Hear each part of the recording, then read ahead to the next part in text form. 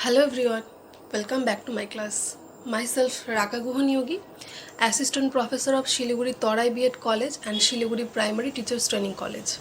Hope all of you are good enough.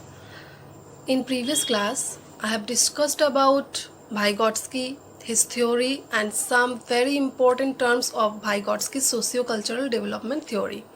And today I am going to discuss about society, language, culture, educational implication, critics and difference between Piaget and Vygotsky's socio-cultural development theory. By any chance you miss the first part of this class, please check this and it will be easy to understand today's class. So please check this before see it. So my today's class is Vygotsky's socio-cultural development theory and let's start. Some other important terms. এখানকার থেকে আমরা সেদিন জেনেছিলাম গত ক্লাসে zone of proximal development, more knowledgeable other and scaffolding. তো আজকে আমরা zone of proximal development, more knowledgeable other এবং স্ক্যাফোল্ডিং সম্পর্কে আরেকটু ডিটেলসে জানবো এবং তোমরা সেখান থেকে কিছু নোটসও পেয়ে যাবে। মোর নলেজেবল আদার এটা বলতে আমরা কি বুঝি? Who has a better understanding or higher ability level than learner with the particular concept or particular task. More knowledgeable others এর মেইন ব্যাপারটাই হলো যে লার্নারের থেকে পার্টিকুলার টাস্ক বা পার্টিকুলার টপিকের উপরে যে বেশি জানবে তাকে আমরা MKO বলবো, অর্থাৎ মোর নলেজেবল আদার্স। সেই ক্ষেত্রে তাকে এমন কোনো রুলস নেই বা এমন কোনো শর্ত নেই যে তাকে বয়সে বড়ই হতে হবে, সে বয়সে ছোট হতে পারে। পার্টিকুলার টপিকের ওপরে লার্নারকে যে বেশি জানে, তার থেকে তার সেই বিষয়টার উপর স্কিল বেশি রয়েছে, সে তাকে হেল্প করতে পারে। তাকে বয়সে বড় হতে হবে এমন কোনো শর্ত নেই, সে বয়সে ছোটও হতে পারে। এটাই হলো মেইন বিষয় মোর knowledgeable আদার্সের। Most important term of Vygotsky's socio-cultural development theory is ZPD অর্থাৎ Zone of Proximal Development। এর মূল কথা হলো what a child can achieve independently or what a child can achieve with guidance।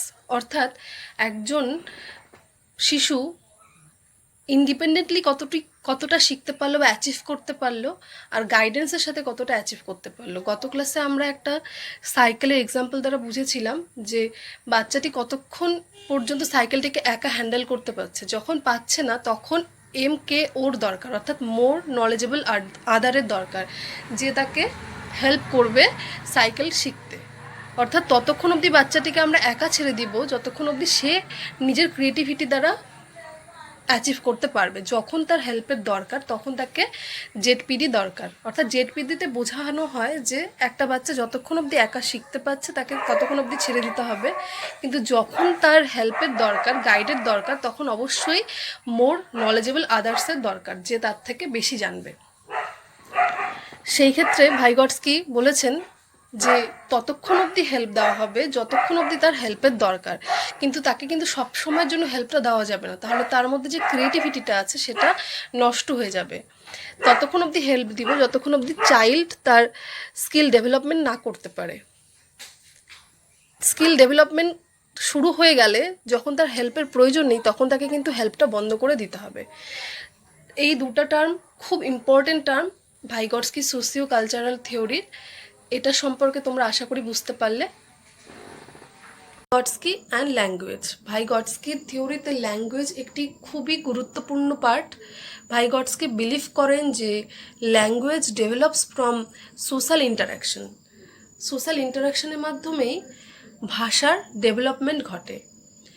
আমরা দেখেছি বাচ্চারা ছোটোবেলায় তার বাড়িতে যে ভাষায় কথা বলা শোনে, মাদার টাং তো আমরা সবাই শুনেছি। মাদার টাং কী হয়?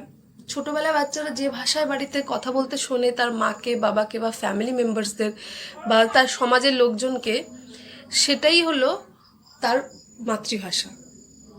সেই ভাষায় সে কথা বলতে শেখে। তাহলে সোশ্যাল ইন্টারাকশনের মাধ্যমেই ল্যাঙ্গুয়েজের ডেভেলপমেন্ট ঘটে। পরবর্তীকালে কি হয়? পরবর্তীকালে language as man's greatest tool to communicating with outside ওয়ার্ল্ডের কমিউনিকেট করার জন্য ভাষা একটা টুল হিসাবে ব্যবহৃত হয়, অর্থাৎ আমাদের মনের ভাব প্রকাশ করার জন্য আমরা ভাষাকে ব্যবহার করে থাকি। গটস্কি অন ল্যাঙ্গুয়েজ। ভাইগটস্কি বলেছেন থট এবং ল্যাঙ্গুয়েজ ইনিশিয়ালি শুরুর দিকে বিগিনিং অফ লাইফ এটা সেপারেট থাকে একে অপরের থেকে, কিন্তু পরবর্তীকালে at the 3 years of age এটা মার্জ হতে শুরু করে। Point speech and thought became independent. Speech এবং থট ইন্ডিপেন্ডেন্ট হতে শুরু করে। এছাড়াও ভাইগটস্কি 3 forms অফ ল্যাঙ্গুয়েজের কথা বলেছেন, সেটা হলো social speech, private speech and silent inner speech. Social speech কি, যেটা হলো এজ অফ 2 বছর বয়স থেকে শুরু হয়। সোশ্যাল ইন্টারাকশনের জন্য যে ল্যাঙ্গুয়েজের ব্যবহার করা হয় সেটা হলো সোশ্যাল স্পিচ। প্রাইভেট স্পিচ কি, যেটা শুরু হয় 3 বছর বয়স থেকে। বাচ্চারা যখন সেলফ ডিরেকশনের জন্য কথা বলে, নিজেকে ডিরেক্ট করার জন্য একা একা যে কথাগুলো বলে থাকে, বিভিন্নভাবে তারা কথা বলে নিজেদের সাথে, সেটাকেই বলা হয় প্রাইভেট স্পিচ। কিন্তু এই প্রাইভেট স্পিচকেই পিয়াজেট বলেছিলেন ইগোসেন্ট্রিক স্পিচ, কিন্তু ভাইগটস্কি বলেছেন এটা ইগোসেন্ট্রিক স্পিচ না, মানে আত্ম অহংকার তারা করে না, এখানে তারা নিজেদের সাথেই নিজেরা কথা বলে নিজেদেরকে ডিরেকশন দেওয়ার জন্য। থার্ড হলো সাইলেন্ট ইনার স্পিচ, যেটা এজ অফ 7-এ স্টার্ট হয়, তারপর রেস্ট অফ দ্য লাইফ আমরা এটাই করে থাকি। সাইলেন্ট ইনার স্পিচ সেটা হলো আমরা এখন যে নিজেদেরকে ডিরেকশন দেওয়ার জন্য কথা বলি, সেটা কিন্তু আমরা একা একা কথা বলি না, নিজেদের মনের সাথেই কথা বলি। সারাদিনের আমরা কি করব, কি রুটিন তৈরি করব, বা যে কোনো কিছু নিজেদেরকে বোঝানোর জন্য নিজের মনের সাথে যে আমরা কথা বলি, সেটাকেই বলা হয় silent inner speech. Implication. Vygotsky বলেছেন যে ক্লাসরুমের জন্য বেস্ট উপায় হলো স্ক্যাফোল্ডিং। যখন স্টুডেন্টের হেল্পের দরকার তখন তাকে হেল্প দেওয়া হবে, কিন্তু যখন হেল্পের প্রয়োজন শেষ হয়ে যাবে তখন কিন্তু হেল্পটি তাকে তার উপর থেকে সরিয়ে নিতে হবে, নাহলে সেটা কিন্তু তার অভ্যাসে পরিণত হয়ে যাবে। এবার হেল্প তাকে কে দিতে পারে, হেল্প তাকে জেডপিডির মাধ্যমে দেব। জেডপিডির মাধ্যমে কে দিতে পারে, এমকেও দিতে পারে। ব্যাপারটা একটু ক্লিয়ার করে বলছি, জেডপিডি কি এর আগেই জানলাম আমরা একটু আগেই, সেটা হচ্ছে জেডপিডি হয় কাজটি সে নিজে করবে, না হলে তাকে যে তার থেকে বেশি জানে সে তাকে হেল্প করবে। এবার বেশি কে জানে তাকে আমরা কি বলি, তাকে আমরা বলি মোর নলেজেবল আদার। সে কে হতে পারে, সে তার পিয়ার স্টুডেন্টও হতে পারে, সে তার টিচারও হতে পারে। আমরা এর আগের ক্লাসে দেখেছিলাম রিসিপ্রোকাল লার্নিং। সেখানে কি করা হয়, সেখানে কোনো একটা প্রবলেম স্টুডেন্টদের উদ্দেশ্যে দেওয়া হয়, স্টুডেন্টরা যদি সেটা নিজেরা করতে না পারে তখন তাকে হেল্প করে তার টিচার, কিন্তু পুরোপুরি তাকে হেল্প করেন, তাকে হিন্টস দেওয়া হয়। আলটিমেটলি টাস্ক তাকে নিজেকেই করতে হয়, কিন্তু হেল্প করতে পারে কোলাবোরেটিভ টিচিংয়ের মাধ্যমে, লার্নিংয়ের মাধ্যমে। সেখানে কি করা হয়, স্টুডেন্টদেরকে একটি গ্রুপে ভাগ করা হয় এবং তারা একে অপরের সাথে মিলেমিশে কাজটি করে। তো এই হলো এডুকেশনের ইমপ্লিকেশন। এছাড়াও ক্লাসরুম প্র্যাকটিসের জন্য আমরা কী কী করতে পারি, জেডপিডি এবং স্ক্যাফোল্ডিং তো আমরা দেখলামই। থট এবং ল্যাঙ্গুয়েজ একটা প্রসেস হতে পারে। এছাড়াও হতে পারে সোশ্যাল ইন্টারাকশন উইথ আদারের সাথে ইন্টারাকশনের মাধ্যমে, পিয়ার স্টুডেন্টদের সাথে বা বড় ক্লাসের স্টুডেন্টদের সাথে, বা বাড়ির কারো হেল্পের দ্বারাও তারা কোনো টাস্ক করতে পারে।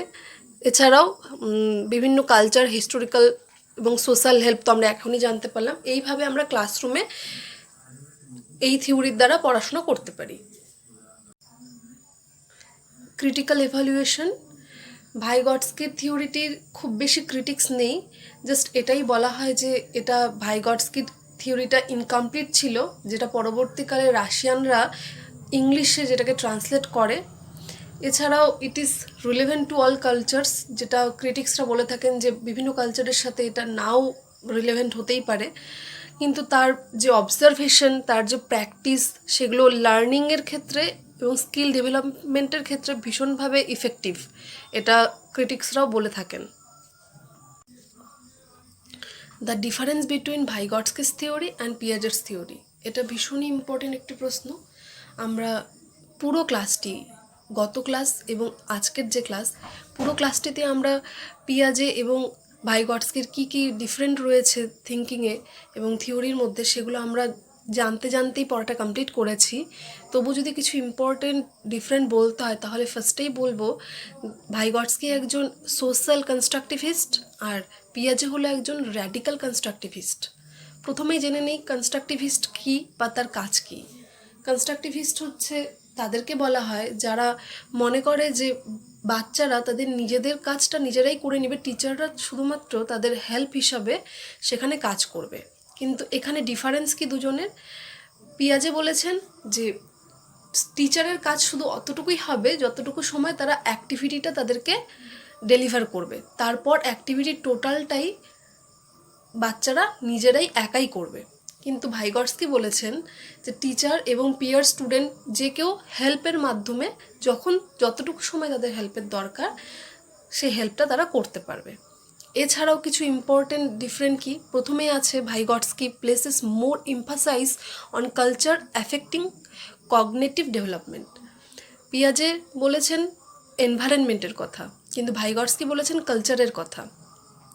ভাইগটস্কি মনে করেন যে কগনিটিভ ডেভেলপমেন্টের ক্ষেত্রে কালচার এবং সোশ্যাল ফ্যাক্টরস ভীষণভাবে ইম্পর্ট্যান্ট, কিন্তু সেখানে পিয়াজে বলেছেন যে এনভায়রনমেন্ট অর্থাৎ পরিবেশ বৌদ্ধিক বিকাশের ক্ষেত্রে গুরুত্বপূর্ণ ভূমিকা গ্রহণ করে থাকে বা পালন করে থাকে। এছাড়া রোল অফ ল্যাঙ্গুয়েজ একটা ইম্পর্টেন্ট পয়েন্ট, সেটা হলো রোল অফ ল্যাঙ্গুয়েজ। দুজনেই ল্যাঙ্গুয়েজের কথা বলেছেন, কিন্তু দুজনের ভাবনাটা একটু ভিন্ন। ভাইগটস্কি বলেছেন যে থট লেভেলকে নেক্সট লেভেলে নিয়ে যেতে গেলে বা থট প্রসেসকে নেক্সট লেভেলে নিয়ে যেতে গেলে স্কিল ডেভেলপমেন্টের ক্ষেত্রে ল্যাঙ্গুয়েজের গুরুত্ব অপরিসীম।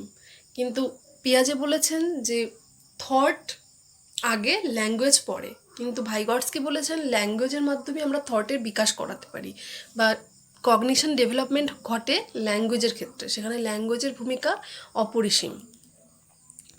লাস্ট কি, adults are important source on cognitive development. এখানে বড়রা খুব গুরুত্বপূর্ণ ভূমিকা পালন করে থাকে বৌদ্ধিক বিকাশের ক্ষেত্রে, কিন্তু পিয়াজের কথা থিওরি অনুযায়ী বড়রা ভূমিকা গ্রহণ করতে পারবে না, শুধুমাত্র তারা অ্যাক্টিভিটিটা দিয়ে দিতে পারবে, বাকি যে অ্যাক্টিভিটির যে সমস্ত কাজ তারা স্টুডেন্টরা একাই করবে। তো এই হলো মেইন কিছু গুরুত্বপূর্ণ differences of Vygotsky's theory and Piaget's theory. আশা করি তোমরা বুঝতে পারলে। আজকের ক্লাস এখানেই শেষ হচ্ছে। সবাই ভালো থাকবে, সুস্থ থাকবে, বাড়িতেই থাকবে, and thank you for watching.